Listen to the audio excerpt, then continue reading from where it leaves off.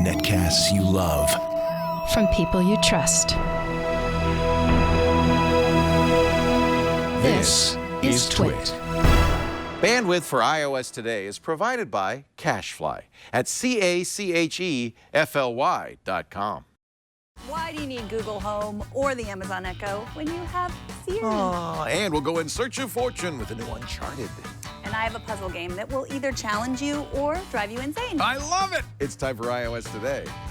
iOS Today is brought to you by Ratio. Take control of your watering with the Ratio Smart Sprinkler Controller. It's Wi-Fi enabled to allow instant access with a mobile app and has automatic watering schedules based on the latest weather forecasts to save water and money. Go to ratio.com/twit to learn more.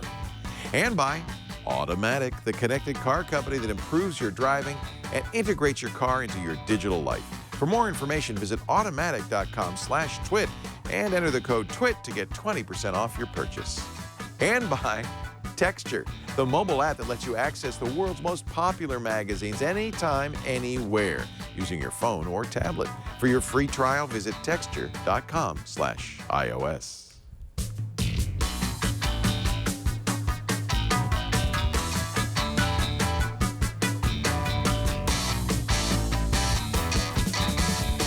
iOS Today, where we cover all the iOS stuff. Apple Watch, iPhone, iPad, Apple TV. It's all in there, baby, and there's a lot to say today. By the way, all of them got updates last week. Maybe you should wait for the iPad update. Did you get bricked? No, I didn't. Me neither. Because I saw that, and I just threw caution to the wind, and I said I'm going to update, and it was fine. Good. So we'll have more on that in our news segment. But today we're going to talk about assistants. Yes. Google I/O was last week, so they had a billion different announcements, but one was this magical gadget called Google Home. Yeah. It's like the Amazon Echo, a device that goes into your house, and then you can ask it all the questions you want to ask. And I was like, oh, I need that, even though I have the Echo, which I love. But then I thought, well, we already have Siri. Well, why do we, as iOS device addicts, need another device? I think what Google really did was, I think a lot of people looked at what Google announced all across the board, a new messaging program, a FaceTime clone, a new Echo clone, and said, oh, it's just Me Too stuff that, just like the Android Wear watch, it's just stuff copying other people. But I think it was more than that. I think Google was doubling down on the new form of search that really they're the leaders of. They talked about the old Google search, which is the 10 blue links. You'd enter a search term, you get 10 links, and you click it, and you go there. And of course, nobody's searched like that in years. Google's search page has long, had much more information with images and carousels and videos. But voice search is really qualitatively a different experience. And Google has been working on this at least as long as Apple has with Siri. And their artificial intelligence, they call it machine learning. I think they don't want to use the AI word, but the artificial intelligence that they've got is really potentially a game changer. And so I think they're really saying to Amazon and Apple and Microsoft with Cortana, yeah, you have your voice assistants, but we have artificial intelligence. We have more smarts. We know more about what's going on in the world around us. We know more about what our users want, because as Apple would say, we're more willing to violate their privacy. And so Google's really saying, we think this is the future of search. And I'm not sure I would disagree. I think the future of search is voice. I think so too. I think they said 20% right now. So is 20% of Google searches are voice searches. That's actually a bigger number than I would have expected. Yeah, that's what they said. So it's interesting. And you think anyone who is visually impaired, this voice search is great for them. I mean, as we're moving around, I think we're less, we're mobile. So I think that is great. I'll tell you, I think the big change is this, the Amazon Echo, because pressing a button or talking to your phone, and in both cases now, Apple and Android, you can say, hey Siri, or you can say, okay Google, I'll say it quietly. So we're going to set, I think we should just give up on that. We're going to set off your devices. We're going to set off all your devices today. If you're listening on an Echo or you're listening on your iPhone, get ready. But I think that the reason Echo was important to this is because for the first time, we didn't have to have a device, we didn't have to hold it, we didn't have to press a button. We just talked to our house. I'm not quite sure how to help you with that. And it would respond. And that, I think, is a revolution. And I think you and I have both experienced this and are kind of, we've been sold, right? I think a lot of people, of course, Echo is not a massive success. It's a success for Amazon, but there's only a few million Echoes, I'm sure, out there. But I think the people who use it understand this is what is qualitatively different. The idea that you're just sitting there and you shout out, hey, who's the president of the United States? And it answers you is really interesting. Yeah, and I did a lot of thinking this weekend about what is the difference between the device and this device. Yeah. And there's some things that just the habits that we have and the way we use technology that are really different. That is always in the same place. It's always there. This is anywhere. It might be in my pocket. It might be in the other room. It might be in the car. It might be anywhere. And so I thought, well, could we just put an iPad? Like, let's say we have an iPad that has Hey Siri, and I think it has to be a relatively new iPad if you want to have it unplugged. But you could have it plugged in and have one sitting that you have attached to speakers. Especially if you're leaving it in one spot. So what's the difference between those two things? And I think I'll tell you, there's a big difference, technical difference. Go ahead, tell us the sociological difference. So yeah, in terms of the habits, there's only one way to get information out of that. You don't have a backup. You can only ask, and you have to keep asking until she gives you the answer, or you give up. Or you give up. Right, but you can't, with an iPad, if you don't get it right, you'll revert to your old habits. You'll go back to the screen. And that's another thing I like about the device, especially if you have it by your family dinner table, you're no longer using a screen, which is, there's too many screens in our life. I like a device that doesn't have a screen. That's no screen. And you haven't reached peak echo yet. Peak echo is when you have one in every room. Then suddenly it has no location. And that's the biggest technical difference on the Echo that is going to be a challenge for these handheld devices. This has an array mic that is designed to pick your voice up and understand you almost anywhere in the vicinity. So you put this in a room and it can hear you anywhere in that room. You put one in each room. We have now like 3 or 4 of these. And so you don't even have to think about, well, am I near my Echo? I just talk to it. Right. And that really changed. Thanks for telling me. That really changes things. Now, one thing I did with this is I made the keyword. You have 3 choices of keywords. This is going to be critical going forward as this ecosystem starts to get very busy with lots of listening devices. I think you have to be able to tell it how to respond. This one is Echo. The default is Alexa. And then you can also say Amazon. And even within the same home, you might want to use different names. Right, otherwise you set them off, and they're not synchronized. That's what Google Home has, the one up on the Echo. Did they say they were going to be synchronized? Yes, if you have more than one in different rooms, they're going to be synchronized, which, I mean, we haven't seen it in action. No one's touched this device at all. Right. Not even if you went to Google I/O, you didn't get to play around with it or anything, but that's what they say. Interesting. So yeah, I mean, I have the Dot in my bedroom, which is hooked up to speakers. Nice speakers, because I want to hear good music. And that has a different wake word, and I find that even hard to get used to. Yeah, I don't do that. Yeah. Like the different I have the same wake word throughout the house, and occasionally I will say something to the kitchen Echo, and the gym Echo will respond. But what I've learned is that, you can, I'm talking to you, and you can lean over, you can lower your voice, and so occasionally they'll both, like if I'll set a timer, both of them will go off, but I don't mind that so much. The only negative is I have to then go in the gym and say, Echo, stop. But I like having all the same word. But these are all things we're going to have to deal with, right? You don't want to have to say, hey, gym Echo, hey, kitchen Echo, or hey, kitchen Siri or gym Siri. But I do think it's going to be critical that, I'll tell you the truth, I'm probably not going to abandon the Echo. I'm going to have the Google Home sitting right next to it, because the Echo is connected to my Amazon account. I doubt the Google will. It's connected to my Audible account. I doubt the Google will. So there'll be things that one can do that the other can't do. I see a day someday in the future where we have many devices listening to us in our homes. My Xbox One is listening. My Android devices are listening, and they wake up if I say the wake phrase. My iPads are listening. So I have lots of things listening to me. Are you worried about privacy? I've actually talked to a couple of people now who say I don't use the Echo because I'm afraid of it. I don't know. That's something we've certainly talked about a lot in the last week. Will that be... For me, no. I mean, I feel like I use Gmail, I use Google Docs. I have so many Google products. I've sort of given up in terms of privacy. And I've given I already have the Echo. So So no, but I mean, we did our job, by virtue of our jobs, we're giving away a lot more personal information than the average person. So, but for the average person, yeah, I think that will. For some people, they don't want Google listening all the time in their house. I've certainly heard other people not wanting Amazon listening.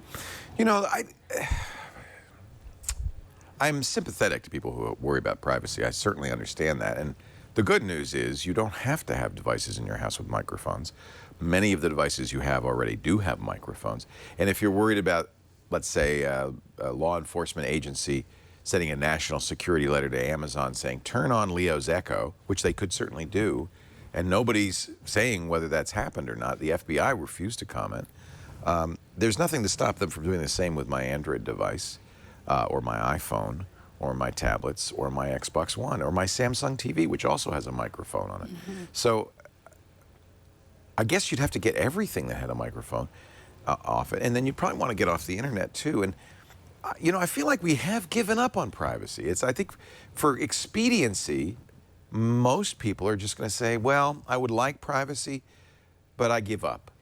I can't get it. It's too hard. And there's some benefit to having these devices, right? Yeah, I mean, that's what, Ian Thompson and I talked to him, and I think you also talked about Allo, their new assistant. That's what it's called, yeah, Allo. Yeah. And we talked about how it doesn't have end-to-end encryption turned on, and I got tons of emails from people saying, like, I wouldn't want it turned on, then it doesn't work. Right. It doesn't have the information, it doesn't offer the information that I need. It doesn't help me in the way that Allo is going to be very interesting. The same thing, because Allo is a messaging product, just like Apple's Messages, but it's it has the messaging with the text, but it's got a lot of speech built into it. And it is, I think, the exact right thing, the right way to handle the bot situation, because you and I both tried bots on Facebook Messenger, and they're annoying. They're creepy. They're stalking you. They won't shut up. The way Allo seems like it will work, and we'll find out, I guess, in a few months or sometime, is that you are always dealing with the same bot. That same intelligence is in the Google Home, that's in your Android device, that's on your iPhone, that Google machine learning, and that will then intermediate for you on your behalf with other bots. So if you wanted to order flowers, you're going to ask Google to do that, and Google will be the bot that then talks to the other bots. And I kind of like that. Keep the bots at distance. It's a meta bot. That's an interesting way of doing it.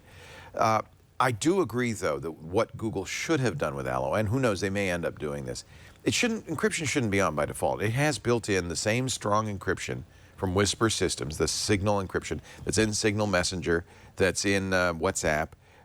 Steve Gibson has looked at it and says, this is it. It's the right way to do it. It's got OTR, all the features you want. It's, thumbs up. But you have to say, I want to go into incognito mode now.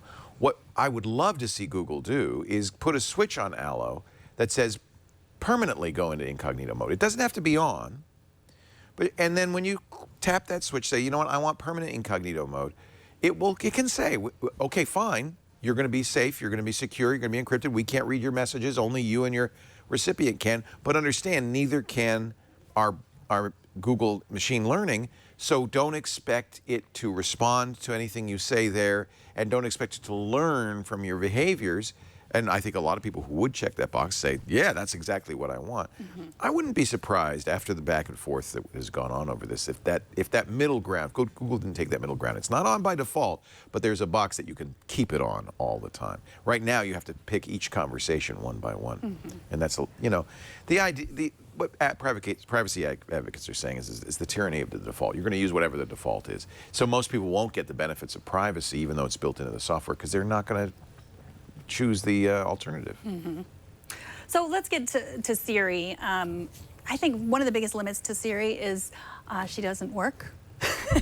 Like, she works maybe even 95% of the time is not enough, right? Yeah. I mean, that's the thing. Like, if it doesn't work the first couple of times, you're just going to stop using it. I've said this for years about Drag and Dictate and other text-to-speech solutions. They're really good. I mean, they've been very good for years. They're like 99% accurate. But if every 100th utterance you have to hand correct it, it's not good enough. Right. So, like, here's a limitation. I'll say, send a text message to... I'm not sure what you said. Okay, there. Send a message to my husband that says I love him. Aww. I don't don't see husband in your contacts. What is your husband's first and last name? Okay, first of all, I set this up and it Marco Morrone. This is good though because You have 2 phone numbers for contacts named that's Marco what's good Morrone. about this Which one because should I use? There's no work number for Marco Morrone. Would you like to use Marco.Morrone at... But that's good because this is one of the features of iOS that I love is that you can designate people as husband, father, mother, brother, and that way you could say, send it to my husband. Right, so... So now you've done that. You had so- done it before, but apparently didn't stick. I did it before and I said, tell him I love him. Yeah. And then it sent a text message that said, I love him. Which is Okay. worse than useless. Like, no, he like got that's the my wrong. husband get a text By the way, message. that guy we were talking about last night, I love him. that So- could be damaging. Let me see. could. Wait a minute. Let me try so this. not smart. Tell mom I love her. Oh, same thing. What's your mother's name? Is mom.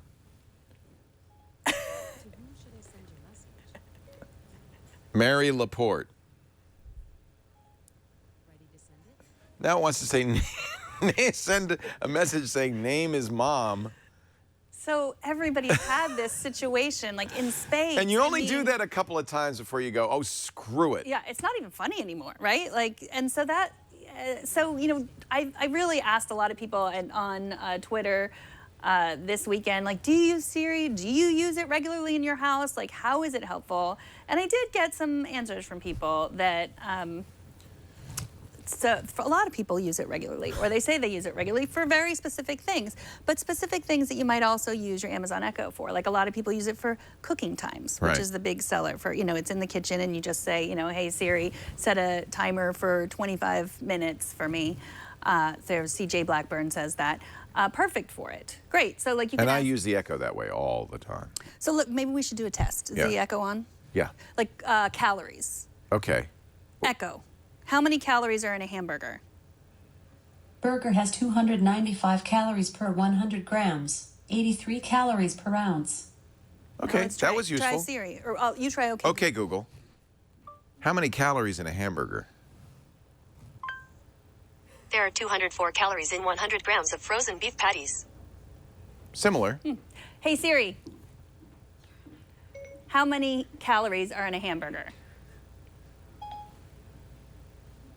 Checking my sources. The answer is about 421 Dietary calories. dietary calories. There seems to be a diverse opinion about how many calories, but she didn't say per 100 No. grams. So more specific. Or he. Both Series responded, your female and your male. Both my Yeah, my yeah. boy and my girl. My boy Siri. and your girl. Siri. This is my actually my thought on this is that in the earliest days of computing, you had to modify your behavior to use the program. In other words, a lot of the learning involved was you learning what to do. This is true also of computer programming. And as computer programming became more advanced, it got better at understanding your intent. And I think we're really in the early days of speech where a lot of what's going on is you have to learn what the syntax is, how to do it. And this is where I think Google is going to have, doesn't yet have, but is going to have a massive advantage. That's where AI or machine learning gets good because, and Google even mentioned this, it's called natural language processing. Listening to people speak normally and understanding what they meant. Mm-hmm. And right now, we're still at the stage with all three of these devices where you have to know what the syntax is. The Echo's the worst for this because you have to, if it learns a skill, you have to say it exactly as the skill expects. And the way they've written the software means it's not going to do a very good job of it. It's going to respond because I think it heard me say its name. Anyway, this is another thing, is I'm Echo shy. So I think that's where we are, and that's only because it's early days. Now she is listening. What we're going to learn is natural language processing, where it can kind of get better and better at just understanding us. We won't have to speak clearly. We can speak more normally. We won't have to phrase it exactly. So for your example, it was perfect because it transcribed when you said, tell my husband I love him, it was very literal, like a computer would be. Okay, it's her husband, it figured that out. Tell means, okay, text message. And then it put in quotes, I love him. Now, if it were natural language programming, it might understand a little better the context, I love him. Oh, him must refer to Marco, so let's make it you. That is a sophisticated thing to do, and we're not really at that stage yet. And maybe we don't want to be, right? I mean, that gets a little creepy when it knows, there's a line, there's like the uncanny AI valley. Yeah. But No, I think you're exactly right. It might be better if we learn, if we get trained to say, oh, you're just going to do it exactly, so don't say I love him, say I love you. Because that was my instinct was, oh, well, she shouldn't have said that, is because I've been trained, right, in how to do this. Yeah. There are certain things that people do because they have to. I mean, sometimes if it's too hard, we reject it. But if you're in the car and you can't type because you're driving, speech becomes very, very important. And so it's the things that we do in the car, I think, that a lot, and the kitchen's another example. Your hands have flour all over them. You want to set a timer. It sounds dumb. I think that's the #1 reason people love the Echo is kitchen timers alone. That may be playing a couple of songs or listening to their audiobook. We're not asking much. And because we're not asking much, we can understand the syntax and we can do it. I mean, it could do much more complicated things. So for instance, I could say, Echo, let's play Jeopardy. Sorry, something went wrong. Echo, let's play Jeopardy. So This is Jeopardy J6. this is a Let's get skill. started. And you turn on the skill, and then it will know that skill, and then I know the The syntax. first category is keywords. Keywords. Let's see if we can This do type of key with a circular bottom is also 1980s slang for, like, very cool. I don't know. Do you know? Again, No. the category is keywords. This type of key with a circular bottom is also 1980s slang for, like, very cool. Valvey says tubular. What is tubular? That's correct. The next category is Thank you, chat room. name the spin-off source. Okay, one more, The because it is kind of fun. Jeffersons. Oh, What's the source of the Jeffersons? All What in is the All Family. in the Family?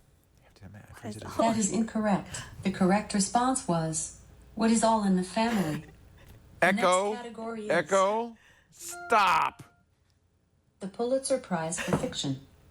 Yes. This 1984 winner is William Kennedy's third novel about the Felon family. Echo, stop. Do you want to leave the game? Yes! Thanks for playing. So many of my conversations with these devices ended in, screw you. I don't know, it's just me, maybe?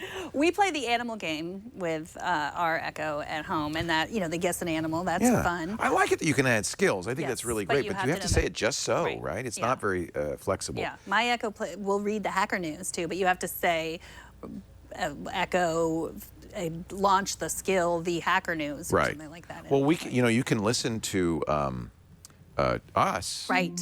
But you have to say it just so, right? People often say, well, how do I listen? So you'd say, Echo, listen to Twit Live on TuneIn Radio. That's the keys, TuneIn Radio, because that's the radio station that we can do. I don't have to say that on mine. Echo, listen to Twit Live. Twit live on TuneIn. Okay. Yeah, my Echo will read Oh, the no. Hacker News too, but you have to say. Oh, now we're going to have Inception. It's going to be really Echo. weird. Echo, stop. But you can't get, like, hey Siri, play Twit. Hey Siri, play my podcast, This Week in Tech. Will it do that? No. You'll need to unlock your iPad first. Something's playing. It did. That's nice. Okay. Yeah. This It, is but I Twit, have to This be Week a in Tech, I have to episode subscribe to 560. it. Where's it coming from? Where's it coming from? Okay, coming so from all it's of something in your playlist. I have to subscribe. I have to Okay. subscribe to it. Wow, this is like, I'm scared. So, but that's a nice feature. I think that's a great feature. Yes, but I especially have for to us. be a subscriber where you can just Yeah. log into TuneIn at any time. Yeah. So, and it plays the one from May 15th. You can't which listen I to the guess is- live. I think, okay, let me see. I don't know. Okay, Google. Listen to Twit. I don't think it's going to know what that means. It's not even responding, so. I think you could say, though, it's similar. again, and this is part of the problem when you're going to have multiple devices. You're going to have to learn multiple. Not only do you have to learn the syntax for one device, now you have to learn it for several devices. It gets more and more complicated. We're, I think, a good deal of the way away from the dream, which is, and I always say this, and then I realize that's not exactly the dream. 2001: A Space Odyssey and HAL 9000. HAL was the computer that ran the spaceship, and Keir Delay and the astronauts would just wander around and they just talk to it whenever. They said, let's play a game of chess. And it was very natural. It was almost, not quite like a personality. Of course, it ended up killing them, but, or trying to. But I think that's because they lied to it. You can't lie to your AI, okay? Just if you've learned nothing, learn that. But I think that's our dream, isn't it? Yeah. To just be able to talk to our environment. And ultimately, the next step past that would be her, Scarlett Johansson, responding to me whenever I wish. She would be the one that knew I meant I love you, She'd not know. I love him. She'd know. And we know how that happened. We know how that turned out. Yeah. So there are certain things that our devices, if you already have an Apple Watch, setting reminders, setting timers. Yeah. I can't do that, Leo. I can read your lips. Stop. I'm sorry, Dave. You know, you can use Hey Siri on your watch. Hey Siri, set a timer for 25 minutes. Those are useful things. But It's already stopped at 6 minutes. Now, here's another thing I don't like. Seconds. And I have the same problem with OK Google. Everything responds. So I can do that to my Android Wear Watch, but they haven't figured out a way to say, oh, no, just the Wear Watch, not the... And you had the same problem. Your watch responded, your iPad responded, your phone I responded. have, yes. That's really... I know. We got to solve that one. That's terrible. But Jessica McDowell, she tweeted me and she said one thing she really likes about Siri is you can turn off all the alarms. So if you just say, Siri, turn off all the alarms, that's a good trick. Yeah. You can with Amazon's Echo, you could say, and we've used this a lot, how much time is left. You could have multiple alarms, too. So you could say, how much time is left? It'll say, are on your 2-minute, your 10-minute, or your 20-minute alarm? And I'll say, on my 20-minute, and we'll tell you. These things are very useful. I find them very useful. Now, we talked about Hound last time, and I think in all of this, unfortunately, the folks who do Hound, it's the SoundHound folks, are really the ones losing out because they've made, of all of them, I think, the most sophisticated. Now, you can get this on your iPad, your iPhone. It's actually an iPhone app, as you can see on my iPad. You can also get it on Android. And Hound is really smart. And this is what gives me some encouragement that even a company that doesn't have 10 years of AI experience like Google does, that doesn't have $200 billion in the bank like Apple does, can make something that's better than either one. Hound is amazing if you haven't tried it, but because you have to launch, it's worse. You can't just press the button. Now you have to launch the app and then press the button. It gets crazy. What do we want to know? What should I ask? Hound can do so many things. How about this one? How do I say good morning in Italian? Buongiorno. And you see how fast it is. And by the way, excellent accent. Ask your friend over here. Hey, Echo. Echo, how do I say good morning in Italian? I can't pronounce that, but I've written the translation for you. And then you have to open your app and read Oh, it. really? Yeah. Hey Siri. Hey Siri. How do I pronounce good morning in Italian? Checking on that. Here's what I found on the web for Not how useful. do I pronounce good morning. Not in I have useful. nightmares about Have the a phrase, look. here's what I found on the web. Yeah, because I it's don't just like not here's what I found on the useful. web. Yeah. Because you have to use the screen. But Yeah. so yeah, Hound wins that. How does, I mean, hands down. pretty amazing. Let's see, let's say something. How do I say This Week in Tech is my favorite podcast in French?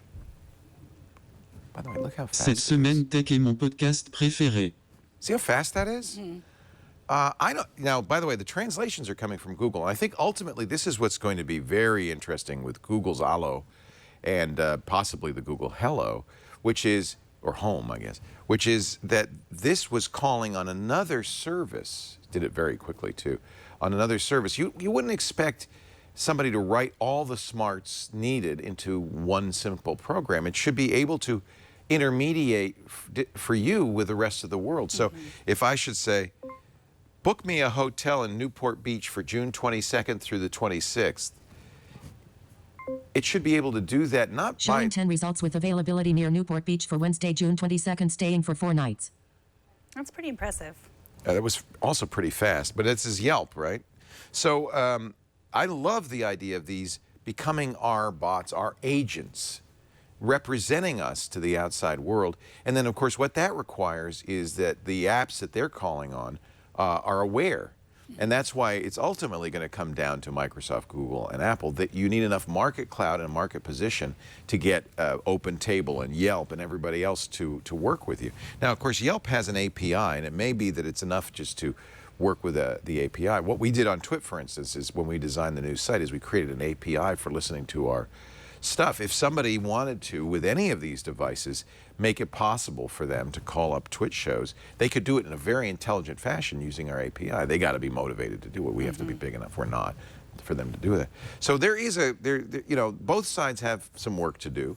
I love the idea, though, and I think ultimately this is what we want, of a personal assistant, ultimately, right? Who goes out and does the stuff and then comes back to you with the results. That's how it should be. Right. And, you know, the one-up that Google Home has is it's supposed to be able to hook into your Chromecast, so you'd be able to control your TV as well. Yeah. Is that so? I mean, we've talked about Apple TV, the Siri remote on the new Apple TV, which is good. I mean, we've talked about you can rewind a little bit, like what did they just say? You can say, you know, find some movies for tweens or find a movie with Brad Pitt in it. I think I can show, I got an email from Philip Shane. He makes documentaries, and we've talked about him on the show before. He is a fan. He did the Elmo documentary. And there he is. Well, that's not him, but those are all Paul of his McCartney. documentaries. Those are all Okay. of his documentaries that he's It looks a done. lot like Elvis and Martin Luther King. And he said, well, his wife is legally blind, and so she uses Siri on all of her devices because that's just a so much Yeah, see, better we didn't option. even mention that, but Right. boy, is that great, right? Yeah, and so he says on the TV he just uses it all the time. They both use it. So This is an example of where these things do best. It's in a constrained environment. Siri on the TV makes a lot of sense. It's smarter than Siri in general because it knows I'm in the domain of TV, finding shows, rewinding, fast forwarding, passwords. I use it for entering passwords now, and it really does a great job. But those are very limited. You know, you don't. The Siri on the TV doesn't have to know who the president of the United States is. Doesn't have to respond to that. So in every case, and this was true also of speech-to-text algorithms like the Dragon Naturally Speaking I was talking about, those are used most widely in specialized environments. For instance, doctors use it to dictate. Radiologists will be looking at a X-ray. They can't use their hands. They don't want to type. They want to look at it and talk. And of course, the dictation software for that knows every radiological word, knows exactly, because it's a constrained domain, can do a very, very good job. Those are where these are going to excel at first, and that's why Hound is really good, because it's not a general purpose search tool. It's kind of more specific to a few domains.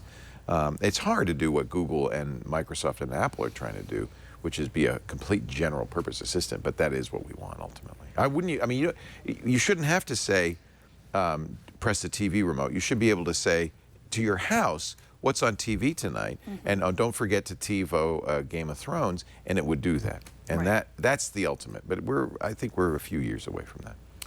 you know what I would really like my assistant to do? Read a commercial? Water my lawn. Oh my God, you know, this is actually awesome. We're installing this at the Laporte mansion. But you don't have to have a mansion to install this. If you have a lawn, you can use it. Or if you're doing irrigation of any kind. In California, this is really important. These are my new Ratio sprinklers. So R-A-C-H-I-O.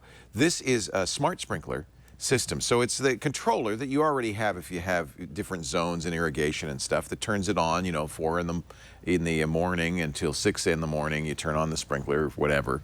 I've had those my whole life, and usually you have to program them. And they're, you know, if it starts raining, you have to go outside and turn it off, and that's kind of a pain. This ties to your smartphone, your Android or your iOS device. It ports up to 16 zones, so you can have a pretty big area. It actually is plug compatible with whatever you've got already. I went to my box outside. I opened it up. There's all the wires. It's very simple install. All you do is you disconnect your old box. You trim the wires back through this is kind of like I'm getting good at this, like the Ring doorbell is the same thing. You put the wires, can you see that? I don't know if you put the wires through there, and they're all numbered. These are the zones, these are the sensors.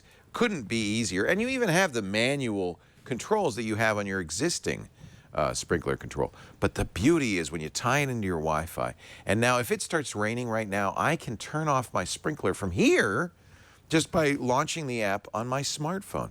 And here's the best part about this.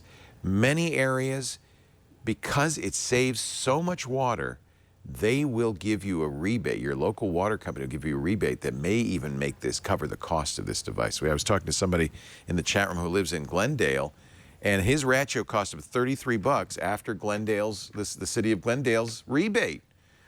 You save massive amounts of water. So in areas where water is precious, and guess what? Water is precious everywhere, everywhere.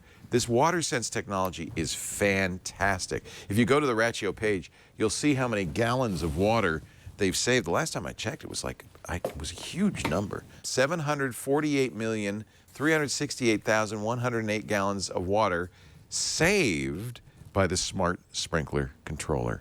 This is awesome. It'll also connect with your Nest, with your Alexa. You can actually say, Echo, turn off the sprinkler. Turn off the sprinkler in zone 1. Turn on the sprinkler on the ice plants. You can do that.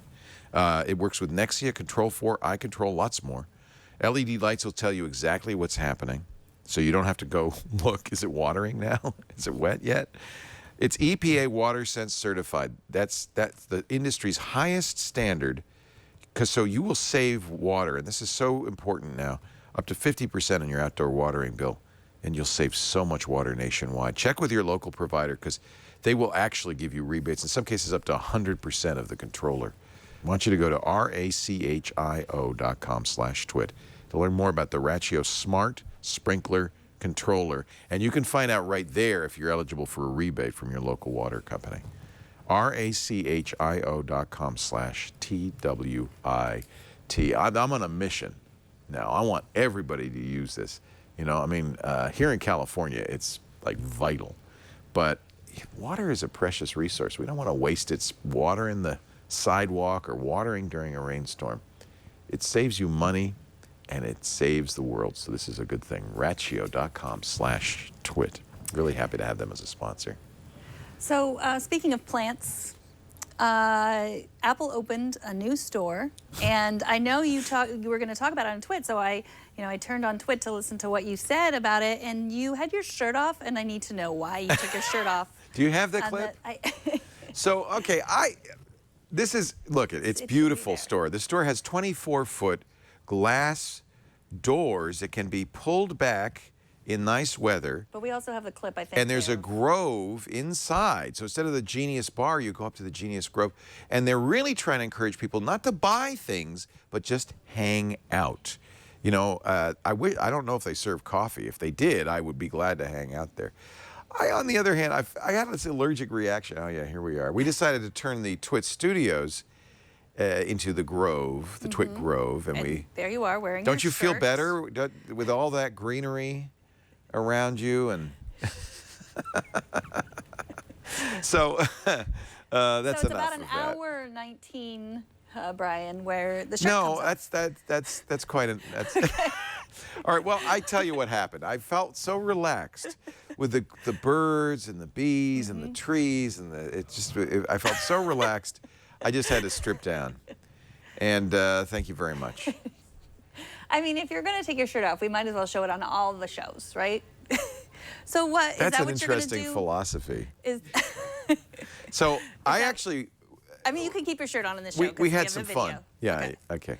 We had some fun with it. But I had a negative reaction to this, believe it or not. To the Grove. You don't like the Grove store. I feel like Apple's kind of lost what it's doing. It's making computers, making technology, and I think that they've really gotten to the point now where it's more about style and fashion than it is about technology. And I maybe it's just me because I'm a geek, but I feel like they're kind of it's gotten too frou-frou for me.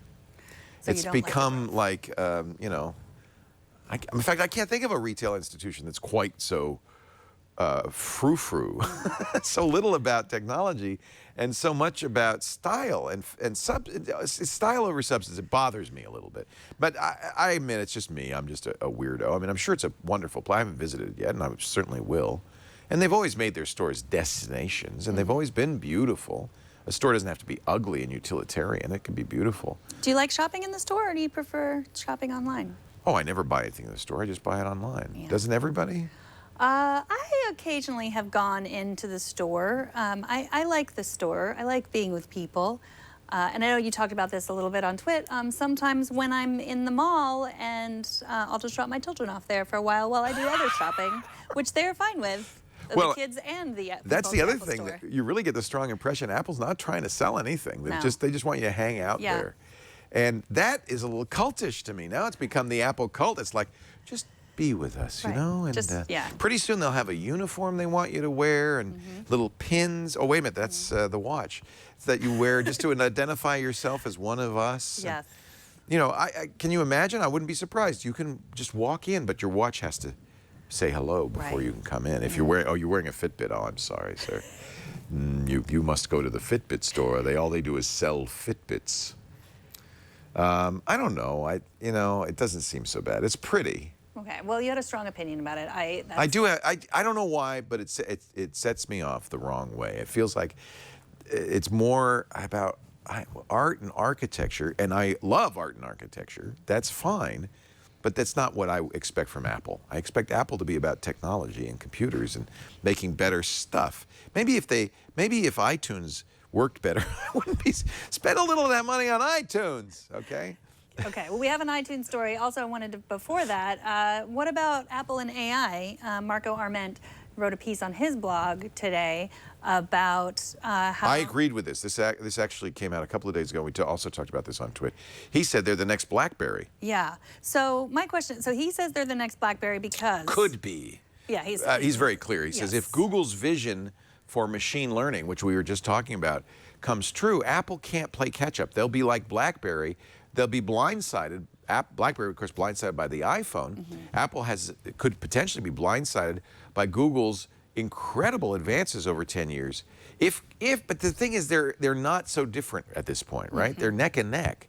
And that's the real question. And Marco's, I think, mostly saying Google could win this race. Right. But when your horses are neck and neck, yeah, Apple could win this race too. It's open at this point. But the first one to come up with this kind of natural language, the assistant disintermediates the world for you and does everything for you. Soon as the first person to do that, and admittedly Google seems closer down the road then. Do you agree with him? I think he had some good points. I think specifically he said, Apple or like Apple fans like myself, we always say is like, well, privacy. They wouldn't do this because of privacy. But Marco's argument was that you could still do a lot and still keep people's information private. You can't do as much. I disagreed a little bit with Marco on that. By the way, the reason this is an important article is Marco Arment, who was the first early programmer at Tumblr, wrote Instapaper, writes Overcast, everybody's favorite podcast app for iOS, is an Apple fan. I mean, he is a dedicated lover of Apple technology. In fact, so am I. But when an Apple fan, if John C. Dvorak had said this, nobody would pay any attention at all. But because he's an Apple fan, this is another crack when you see people like John Gruber and Jim Dalrymple and now Marco Arment saying maybe Apple's not on the right path. That's a crack in the armor, and I think that's why it gets paid attention to. And I actually would defend Apple here and say they haven't lost yet. But I do think Apple might be painting itself into a corner with the privacy argument. I think it's good for them. It differentiates them from Google, Facebook, Microsoft. We love you. We sell you products. We make money on products. We don't need to make money on you. And we protect your privacy. We don't collect information on you. But that is a disadvantage. For instance, I'll give you an example. Apple Maps can never do what Waze does. Waze is a Google product because Waze pays attention to where you're going, what you're driving. It asks you, are there hazards? It knows how fast you're able to go on a street, and for that reason knows if there's congestion on a street. Apple Maps, in order to do that, is going to have to spy on you, and Apple doesn't want to do that. So Google has an innate advantage in their willingness to gather your information. And if you want that information, I'll give you another example. Google Now, when you get to the airport, Google knows, because it's reading your email, that you bought an airplane ticket for this day. It knows where you are because of the GPS in your phone. It puts two and two together and says, I see you're at the airport, here's your ticket. Right, and meanwhile, I'm fumbling to find my wallet and my, boarding pass. It's You know all what? because it doesn't know. We have a choice. Right. So That's the point. Apple, I think, should continue down the privacy road because that gives people a choice. Yes, and I think that also extends to the way they present themselves as companies, like the way their marketing teams do. Apple is roundly criticized for we never know what they're doing. They're such a secretive company, so we don't really know what kind of AI investments they have, right? Like they could Easily. have a lot that we don't know. Easily. And whereas Google, they lay it all out there, and which is so interesting. And often the criticism after Google I/O was the same thing last year. Oh, we knew all this already. Or That's the big deal. or just you've been talking about those smart pants forever, or Right. you've been talking about this forever. When are we going to see it? They have smart pants now. They do. Actually, they Project do. Jacquard. Yeah, they but do. that's the people criticize oh, everyone at Google says this is early days, because they're telling us it is early days. They're saying here's what we've got in the works, and then they get criticized the same way Apple gets criticized for you're so secretive, and Google gets criticized when are we going to actually see that product? And they're going to say 5 years from now because we told you in both cases. Yeah, in the very beginning, it's almost like our demand for this information is part of the problem. I think a good company, and it's hard to do, I know, should be able to filter out those demands. You need to listen to your customers, but you need to listen to them in a proper way, and not listen to the peasants at the gate with the pitchforks and the torches. Us. You need to listen to people who are your users, who are telling you in other ways what they want. And you just have to, I think both Google and Apple are probably listening very hard to their customers and paying attention to what they're saying. And it's not whether we, as the tech press, say, well, I want to know. They don't. I think neither company cares much about what the tech press says, and that's to their credit. Dispositionally, I'm kind of inclined into the Google way of doing things. As you know, I like to be open. I like open source stuff. I like non-proprietary stuff. Apple's the exact opposite. They used to be, it's interesting because they shifted a little bit. When they were the underdog, they were very much about open standards and we're going to work with everybody else. And the OS 10 is based on Unix, based on BSD Unix, and the Darwin project gives back. It's an open source project. But as they become more market dominant, and this happens to any company, they become more closed and more tend towards secrecy. And Steve Jobs was just always very secretive. And I think that's kind of the culture now at Apple. But you understand the benefit to them, because when they announce something, it's like, wow. Right. When Google announces something, it's like, yeah, well, okay, I guess you're still working on that, huh? Yeah. But I think it's exactly what you said. It's we have the choice, and that's fantastic. Yeah, I am dispositionally in favor of Google, but I'm glad that Apple is around. And, I still use Apple computers nonstop. I think the iPhone is a great phone. I love the iPad. I think OS 10 is a miracle of an operating system. There's a lot to love about Apple, but just from my own disposition, I kind of prefer the rough and tumble, and there's definite negatives, to open and let people do whatever they want, and we'll see what happens. And that's always, not all users want that or should have that. A lot of people just want it to work. I'm not in the I just want it to work camp. I don't mind if it breaks. So you brought up iTunes before. I want to work. I love this piece. So this is a follow-up to the story we talked about the guy from Vellum. Yeah, James Pinkstone. He got a visit. Yeah, I love it. This is why, by the way, I wouldn't complain too hard about Apple, because I'm afraid 2 people would come to my house. It's a great piece to read. I mean, it's it's tongue in cheek, but these engineers actually came to his house and wanted him to recreate what happened.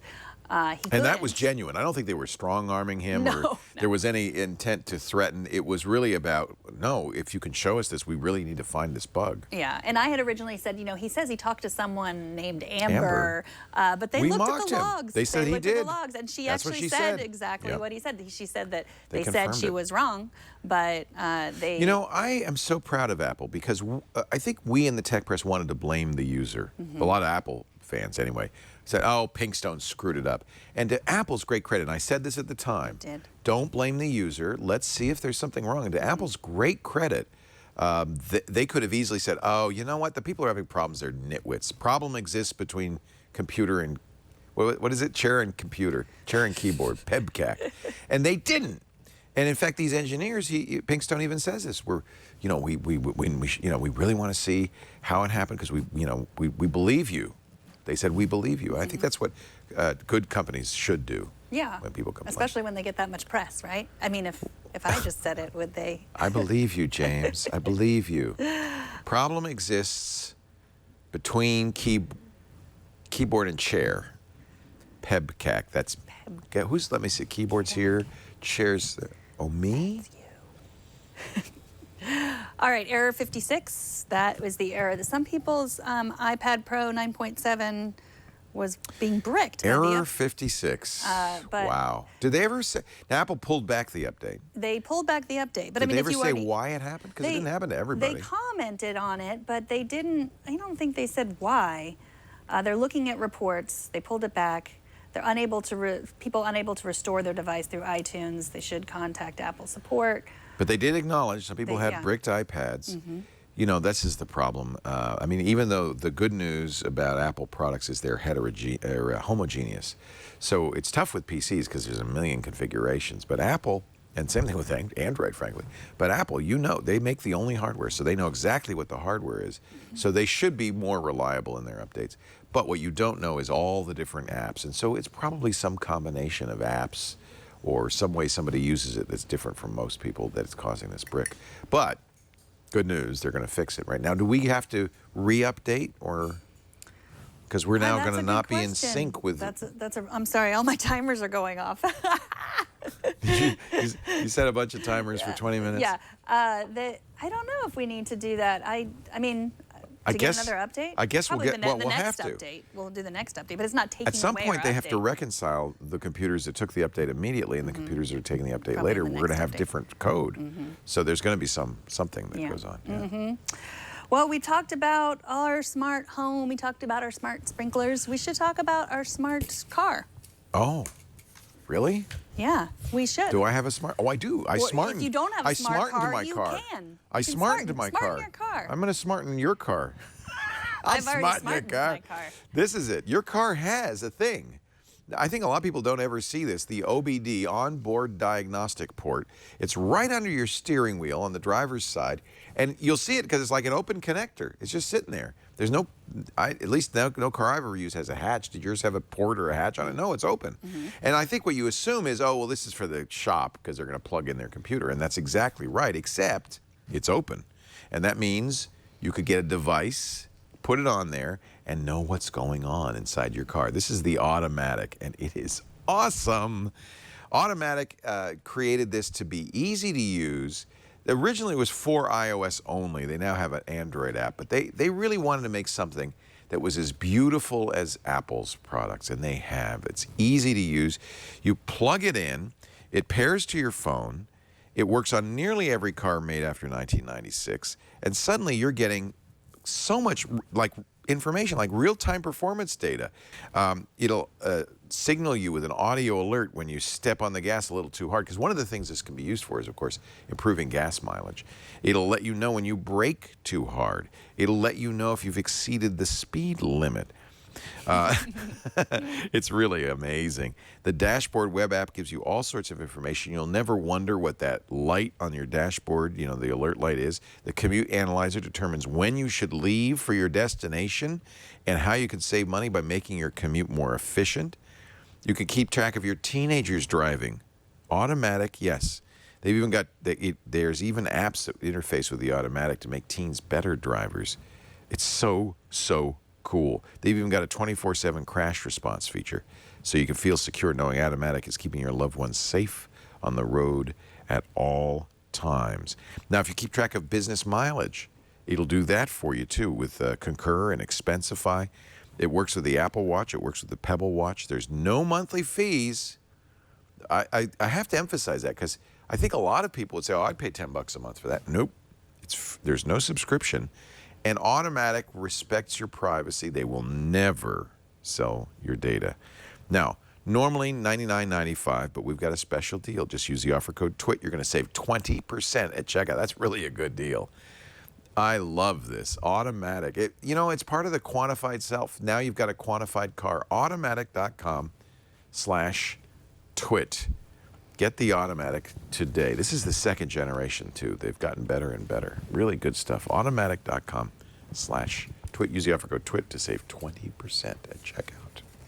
So I got a lot of emails this week. The first one came from Paul. He says that he's still using the 2011 iPhone 4S. It only has 16 gigabytes. He says, I had 290 megabytes of free space when I updated from iOS 9.3.1 to iOS 9.3.2 today. He said, then I checked my settings, and to my surprise, my free space increased 1.4 gigabytes. Yeah. So a lot of that was temp files and cache files. So Apple, you know, this was a problem a few iOSs ago where people who had bought 8 gigabyte iPhones didn't have enough space to do the upgrade. They couldn't do the upgrade. If you had an iPhone 4 with 8 gigabytes, you couldn't do the upgrade. So Apple, you know, they scratched their heads and they came up with a great solution. They now only do the changes. You don't have to download the whole operating system. And they do it bit by bit. They do it smart. And one of the things they do, of course, is they free up space. So that's an interesting point, is another way to free up space, temp files, you know, those other files you see sometimes, is to install the update. And it will, if you're short on space, it'll clear out some space for you. Yeah, not at all unexpected and really amazing that it was able to upgrade. That's a fairly hefty upgrade in just a couple of 100 megabytes of space, right on. Yeah, and if you're thinking, you don't always have to get a new phone, right? Yeah, and you know, Apple's pretty good about not allowing you to upgrade iOS if it's going to be a worse experience on your hardware. Of course, you want to use more recent hardware. You know, this is going to probably slow down, but there have been massive leaps since the 4S, right? I mean, these phones are so much faster. They do so much more, like the new 3D Touch, and I mean, I think the cameras are so much better. The screens are bigger. Now, sometimes people don't like a bigger screen, but then there's the iPhone SE, which has all the benefits of a new iPhone with a smaller screen. I think, you know, 4S or earlier, you might want to start thinking about a new iPhone. I know it's expensive, but boy, it's a big improvement. You bring up 3D Touch. There are a few new 3D Touches. Oh, are they? On the, I don't think we've talked about this one. Settings 3D Touch. You can go straight to your battery if you want to pair something to Bluetooth, or go into low power mode quickly. It will warn you if you need to go into low power mode. But and Twitter has a new 3D Touch too, where you can immediately tweet or search. That's pretty new. Search or a new tweet or a new message. I'm glad to see that. Do you use your?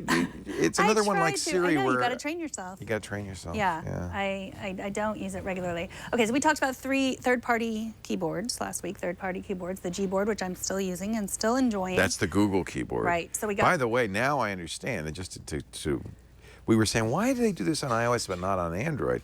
Well, because Android's going to have Allo. And actually, iOS was going to get Allo and Duo too. But that's a lot of the features that are in the keyboard on Apple are going to be in Allo. Like Android. searching GIFs, searching GIFs. Yeah, I know. Emoji. Yeah. But I got a lot of email from people recommending other third-party keyboards. Mitchell from Winston-Salem, North Carolina, well, this is not a recommendation. This was a complaint. He says he doesn't use any third-party keyboards because you can't use dictation. So it's another back to our discussion about speech. Yeah, Google didn't put a dictation thing in. And why? What? Because they don't have access? Apple doesn't let them. Yeah. It is, so I mean, that was the same thing my dad said. He's like, I'm not going to use any of those. I use dictation all the time. Well, see, this I don't understand, because you have dictation. You just press the Siri button, right? To send an email. Like as you're you're in an email, but you just... See, I feel like you always have a dictation button. It's just the physical if you're typing something... So if I'm in an email and I got the keyboard open, this to me doesn't make a lot... I don't understand the complaint, because I've got this open, right? And don't I just...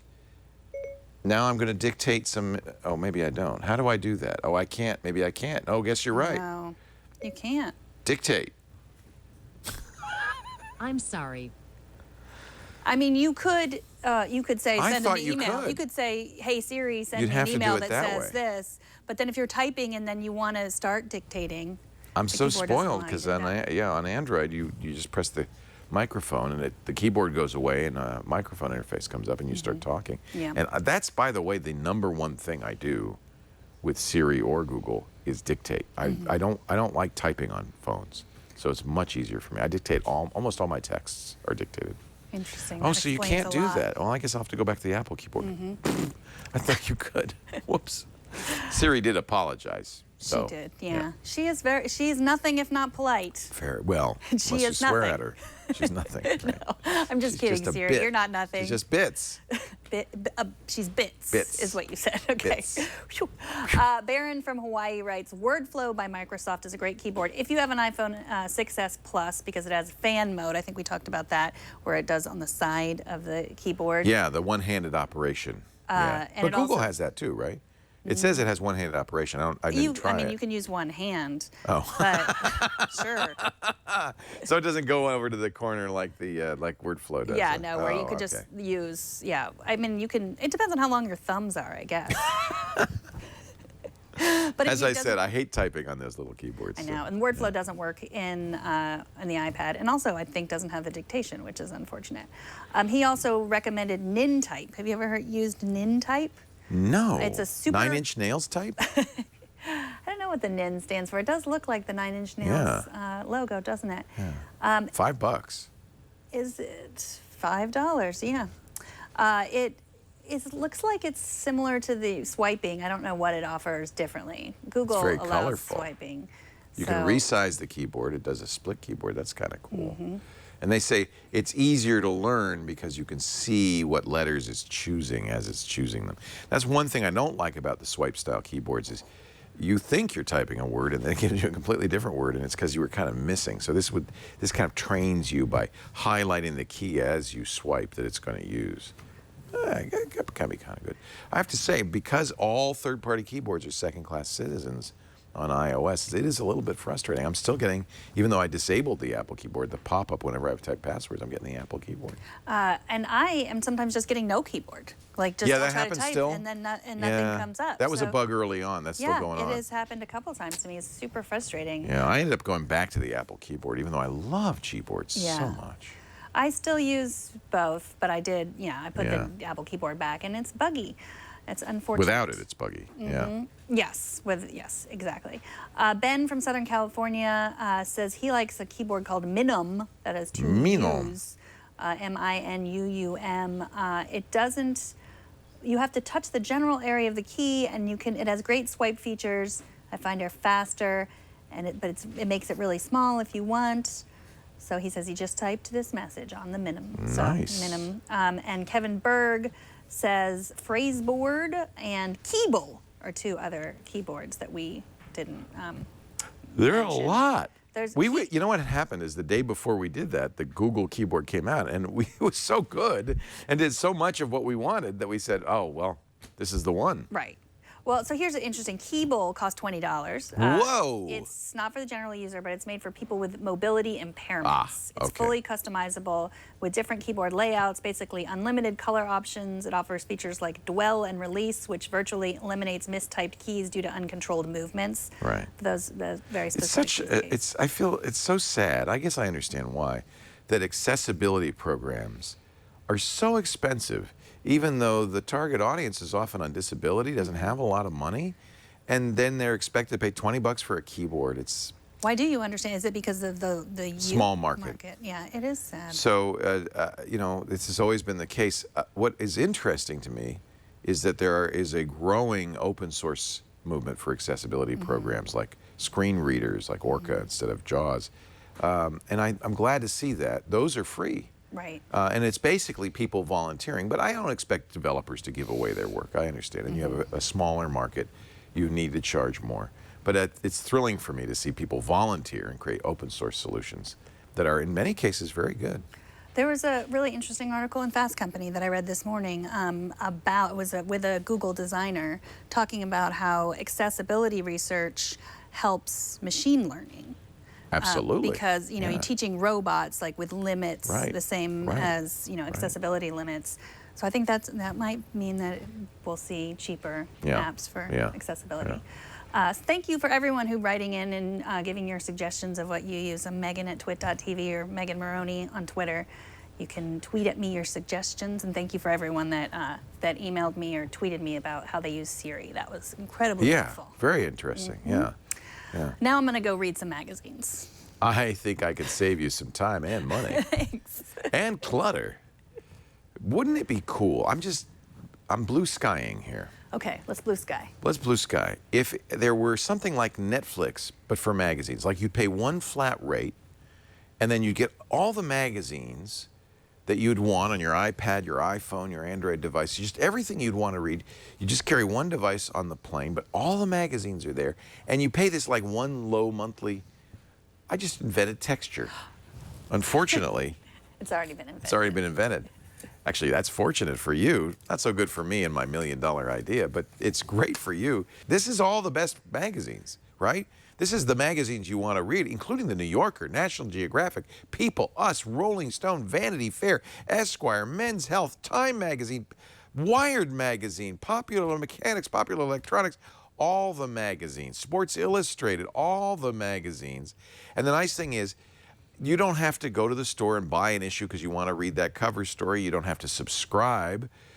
You save a lot of money, and you get all the magazines you want. It's every page that's on the newsstand edition, and back issues too. So you get the current magazines, you get the old magazines, you get special features. You know, I love photography. I read there's several great photography magazines, but I read National Geographic for the pictures. And what's nice is you get bonus stuff like videos that you don't get in National Geographic. So you get every image. I think they look better on the iPad, and you can kind of zoom in and see them in a little more detail. I just love this. Smithsonian Magazine, one of my favorites. So again, I'm not going to read it cover to cover. Most of these magazines, I read 1 or 2 articles. And so it's such a waste to buy it. This is so much better, texture.com. You can also learn about new stuff because they've got top stories, new and noteworthy sections. Their editors curate entire kind of libraries around different topics. So it's going to expose you to new magazines, new ideas. There's Bloomberg Business Week. There's Consumer Reports. There's Bon Appetit. Great cooking magazines. I do a lot of recipes for magazines. This is fabulous. You can have your iPad right there in the kitchen with you, and you get these beautiful images. Ah, I love it. All the best magazines, one low flat rate. It's Texture. Now, here's the deal. Go to texture.com/iOS, and you can do it for free. Texture.com/iOS, and you get a premium subscription for nothing. This will give you an idea not only of all the magazines, but of the real value. And if you're about to go on a trip for vacation or something, get Texture to go on vacation, because I'm telling you. Oh, and you can share it with your family. So Lisa has our subscription, and I can use it too, which is really nice. Texture.com/iOS. The world's best magazines on your iPad or iPhone or Android devices. So Time for hats. This is the time in the show where we wear funny hats. I'm ready to go. Protective hats. I'm ready to go. I'm going to go down to Cupertino and help out with, I think Apple needs some help with the construction of the new campus. I see you are too. You're wearing your hard hat. I am too. Yeah. Yeah. This is a good look for me, I think. Yeah, I think the visor, there you go. We'll lift the visor up a little bit. Well, actually, you look good. You're hot as a night. No, You're thank a hot you. night. That's very sweet of you. Yes. So this is the time where we wear caps and we talk about our favorite apps. And mine, I learned from Jason Snell from 6 Colors, who's going to be co-hosting this show with me. When I'm on vacation. Yes. Yeah. Or next month. Yes, next month. Or if I get sick. Or if something happens or injured, to you. Can't serve. He's the first runner-up. Yes. Yeah. So I found this. It's called Grayout. It's by Nevin Mergen. It is $3, and it's a puzzle game. Ooh. But they also made Blackout. I don't know if you. I've never heard of Blackout. No. So let's find this. I had to play through a little bit, and let's find it. Grayout. Okay, it's a puzzle game, and I get. Oh, you can't really see so well there. Yeah, it's kind of a weird color.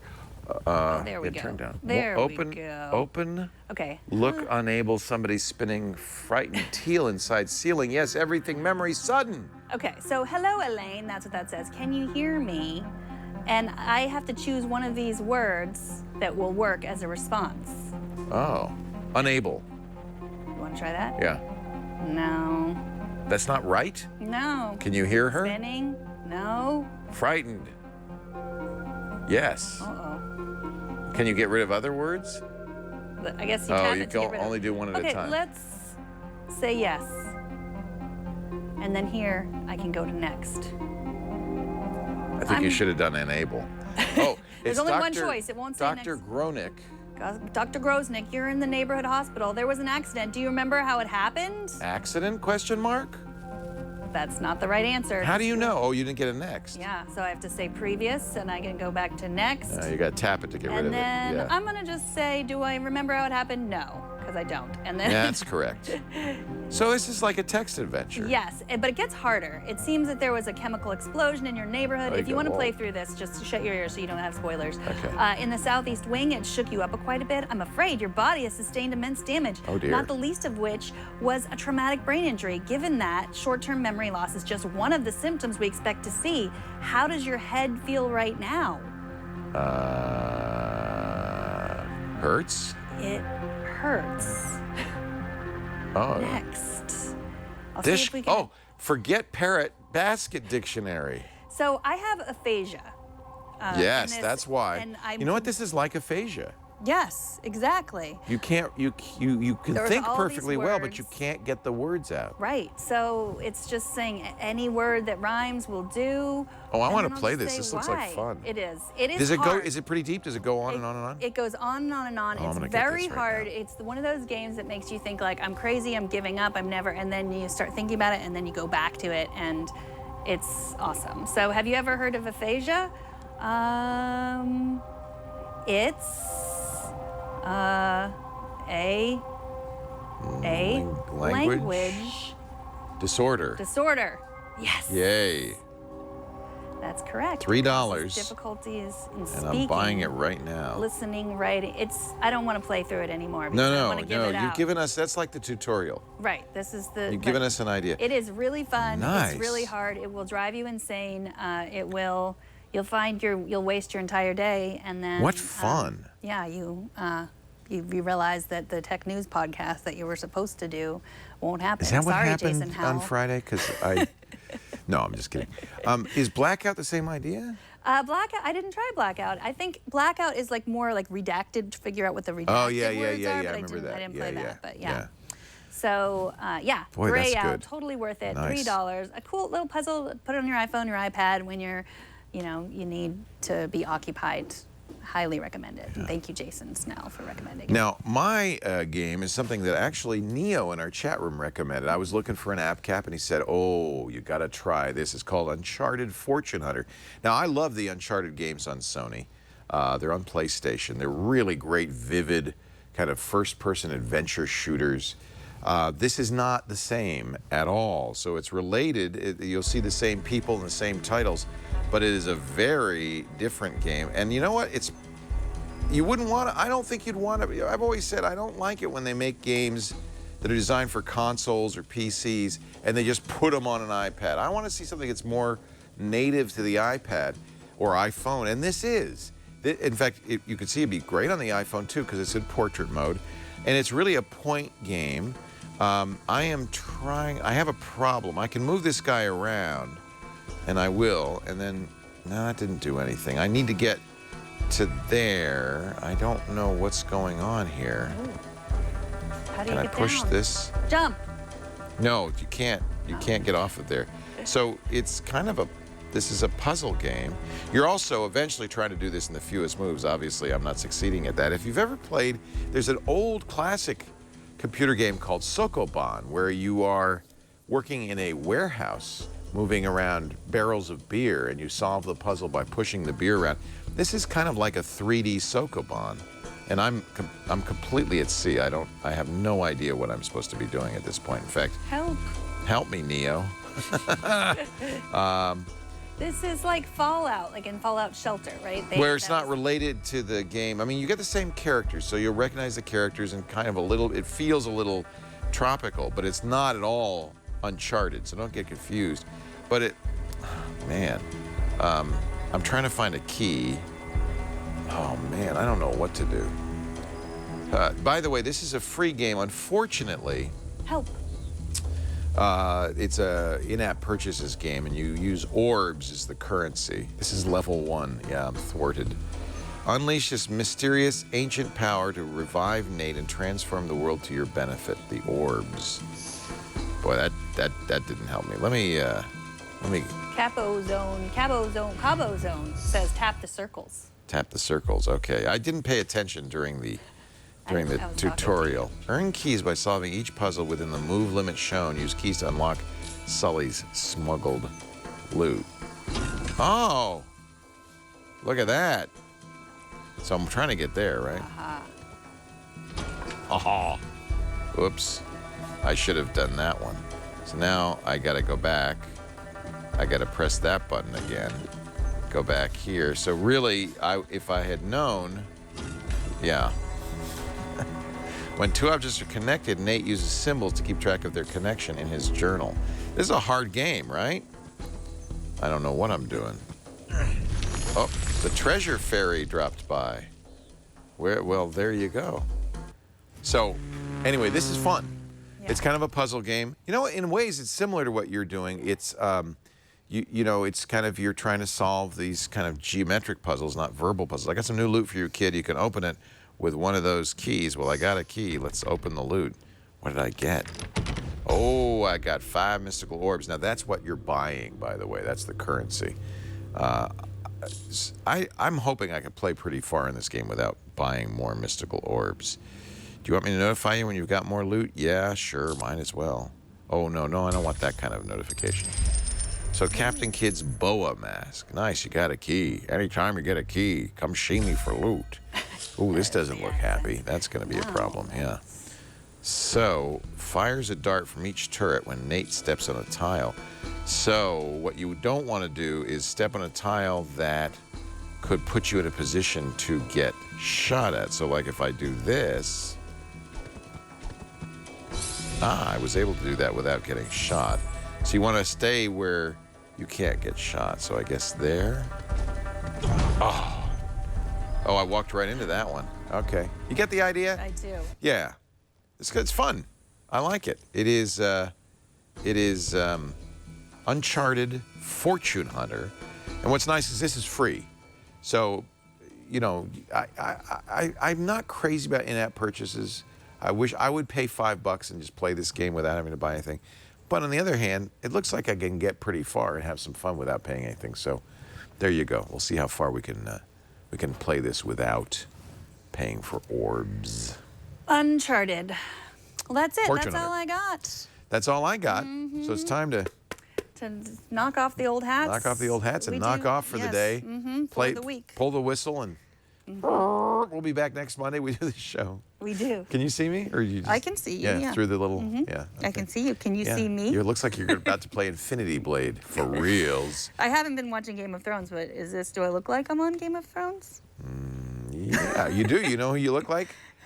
Gregor Kilgane, the mountain. But you look like a little version, a short mountain. This is really more like a hillock.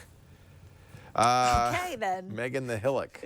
Our show is every Monday. There you go. Oh, okay, yeah. Every Monday. We do it around about 1:30 p.m. Pacific, 4:30 Eastern, 20:30 UTC. Would you stop by and say hi? We love it having you in the chat room. Yes. And, you know, giving me my app caps so I don't have to do any work. And helping you through. Love that.